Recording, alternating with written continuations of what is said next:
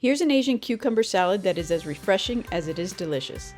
To make, slice up the cucumbers any way you want, in coins, half moons, long thin slices, or dice. Salt the cucumbers in a colander so that it drains out some moisture. This step is optional, but you'll get a crispier cucumber and a fresher salad for longer. Let that sit while you prep the other ingredients and make the dressing. Chop up green onions, some Thai basil, and buy grated carrots to make the salad come together even faster. The dressing is like a marinade you would use for tofu or tempeh, and it is delicious in this salad. Take the usual suspects of vinegar, soy sauce, toasted sesame oil, maple syrup, and some garlic, along with grated fresh ginger, fresh is always best, and add some red pepper flakes, salt, and black pepper and mix well.